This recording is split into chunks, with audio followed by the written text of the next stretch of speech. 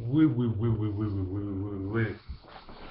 Si, les frères. Wesh, wesh, bien ou bien?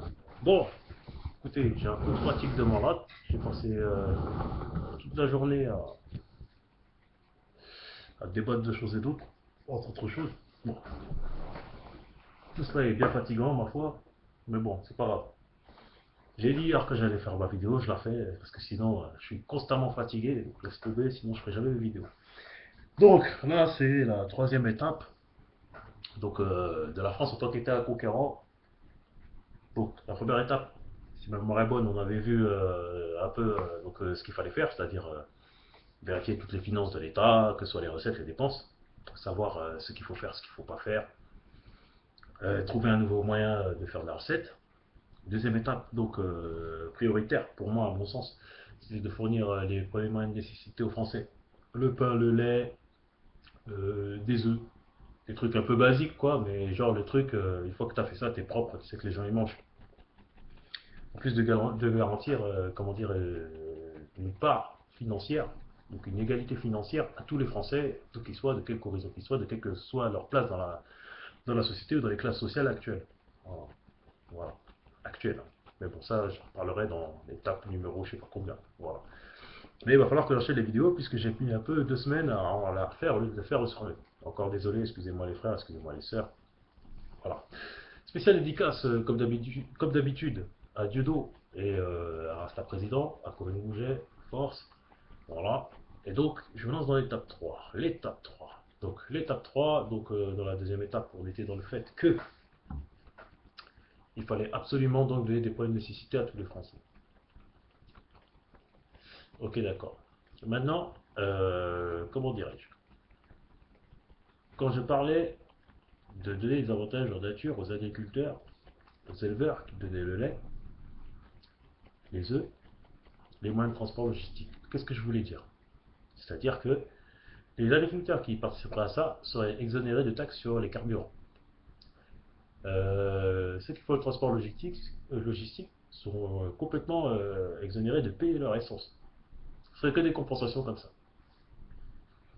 Ça retient, comme j'ai dit, graphique, etc., etc. Mais bon, c'est pas l'essentiel. Donc, en suivant toujours la Constitution de 1793, bien entendu, puisque c'est quand même c'est mon axe, hein, c'est l'axe de départ, il faut donc que je fournisse la propriété à tous les Français. Et il m'a dit à tous. Donc mon premier acte, en tant que représentant du parti 24 mai 1793, qui fait référence à la Constitution du 24 juin 1793, ce serait de donner la propriété à tous les Français qui habitent à un endroit depuis plus de 3 générations.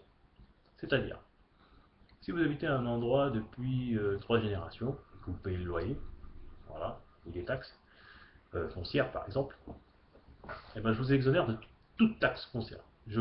Nous, parce que ça fait partie et que certaines personnes sont d'accord avec moi, nous vous fournirons les moyens d'être complètement exonérés d'impôts sur quelle que soit l'habitation dans laquelle vous vivez, du moment qu'elle vous appartient depuis plus de 3 générations. C'est automatique et ce serait obligatoire. Tous les Français qui habiteraient dans un endroit depuis au moins une génération ne paieraient plus de loyer, complètement exonérés de loyer, et seraient de fait habitants dans la maison, dans l'appartement, dans l'endroit où ils sont.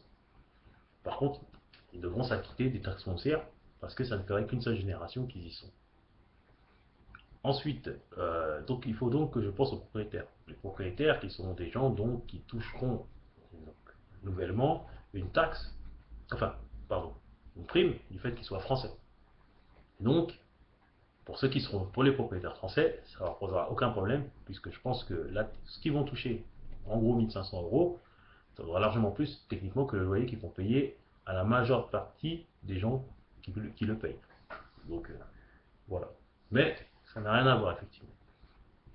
Les propriétaires auront donc des compensations. Donc des compensations qui seront en nature. En tant qu'État, il est donc nécessaire pour moi de trouver des ressources pour rembourser les dettes que la France a faites pendant 30 ans, 40 ans, enfin, tant que les autres ils étaient au pouvoir et qu'ils faisaient n'importe quoi. Il faut les rembourser. Voilà, c'est comme ça, on va pas. Voilà, on ne fait que juste que de changer, mais voilà, il faut quand même rembourser les dettes. Donc, il faut donc, comme je disais, trouver de nouveaux revenus. Donc, j'ai parlé de la partie financière. Maintenant, il faut aussi regarder, comme je disais, comme pour l'égalité. Je disais que l'égalité de droit, c'est bien, même si c'est pas trop respecté, tout le monde le sait. L'égalité de droit, c'est bien, mais c'est plus quelque chose qui est inhérent au XVIIIe siècle. L'égalité aujourd'hui, elle est aussi au niveau financier. Donc, si vous trouvez des moyens de payer les propriétaires qui trouveront qu'ils ont été spoliés, il va falloir trouver des nouveaux moyens de gagner sa vie. En contrepartie, les propriétaires, j'ai une proposition sur cette ville ou 7 endroits en France, qui seraient en fait des endroits où les propriétaires pourront devenir des gérants. Alors des gérants de quoi? Des gérants d'endroits où les Français pourraient décompresser. Décompresser comment? Étant donné que le monde est dur, et que nous sommes des Français, que nous sommes fiers d'être Français, il va falloir affronter le monde. Pour affronter le monde, il va falloir, à un moment donné, être ordonné, avoir de l'ordre. Ça va demander peut-être des sacrifices aux uns et aux autres, il ne faut pas se faire d'illusions. Mon parti, c'est pas le parti des bisounours. Le monde existe, la mondialisation est là, il faut savoir l'affronter et en prendre le meilleur parti. Pour ce faire, il y a beaucoup de choses que je vais vous demander, que notre parti va vous demander pour pouvoir parvenir aux objectifs que nous voulons, c'est-à-dire vivre confortablement et aboutir dans tous nos projets, donner la propriété à chacun et la sûreté. Je vais directement sur la décompression. Les propriétaires qui n'auront plus de loyer à payer deviendront donc des gérants d'une de ces 7 villes, d'une partie d'une de ces 7 villes, où les gens qui travailleront pour la France iront décompresser. Alors, ils vont décompresser de quelle manière? De plusieurs manières. Les humains ont toutes sortes de plaisirs, de désirs qu'ils aiment faire pour se décompresser après le travail. Dans cette ville-là, dans ces 7 villes-là, toutes les décompressions seront autorisées. Et quand je dis toutes, c'est bien toutes. Personne ne sera jamais obligé d'aller dans ces villes, c'est clair. Si les gens estiment qu'ils n'ont pas besoin de décompresser ou de s'amuser, c'est leur choix. Mais dans ces villes-là, il y aura tout. Il y aura du jeu, il y aura du rêve, il y aura tout. Voilà. Je rentrerai dans les détails s'il le faut un jour, mais je pense que si on dit psychédélique, je pense que beaucoup de gens comprendront ce que ça veut dire. Dans ces 7 villes-là, les propriétaires donc qui n'auront plus de loyer deviendront les gérants de plusieurs parties de ces villes-là, qui sont des villes énormes. Ce sont des villes où faire la fête, quand les gens dans le monde penseront à faire la fête, ils viendront dans ces 7 villes-là, où il y aura tout. Tout ce qui est détente, loisirs, j'en passe. Beaucoup de choses interdites aujourd'hui seront autorisées dans ces 7 villes-là.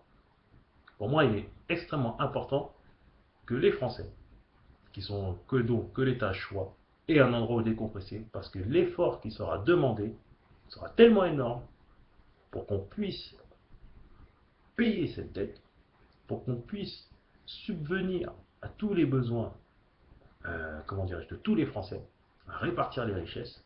Je vais vous demander, nous allons vous demander un effort terrible. Un effort terrible au niveau du travail, naturellement.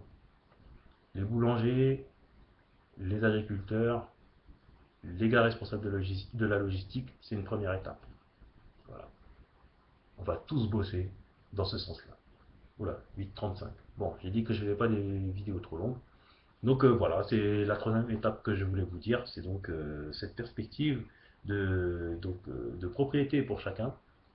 Que le propriétaire qui trouveront qu'ils ont perdu, parce que certains diront que oui, j'ai assez de propriété ailleurs pour faire ça, mais ce n'est pas la majorité, auront une compensation en ayant une part dans ces villes où il n'y aura que de la fête. Pensez Las Vegas, je pense que les propriétaires verront à peu près l'argent qu'ils peuvent se faire. Ils ne seront pas perdants. Comme je dis, il faut juste penser à tout.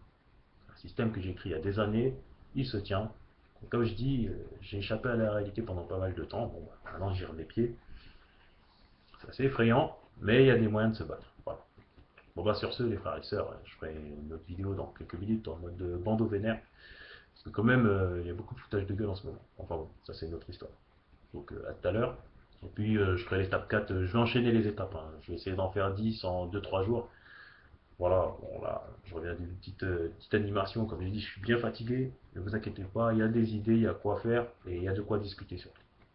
Comme d'habitude, spécial dédicace à Dieudo, à Rasta Président et à Corinne Bouget. Sur ce, les gars, les garces, tchuss. Yeah, yeah.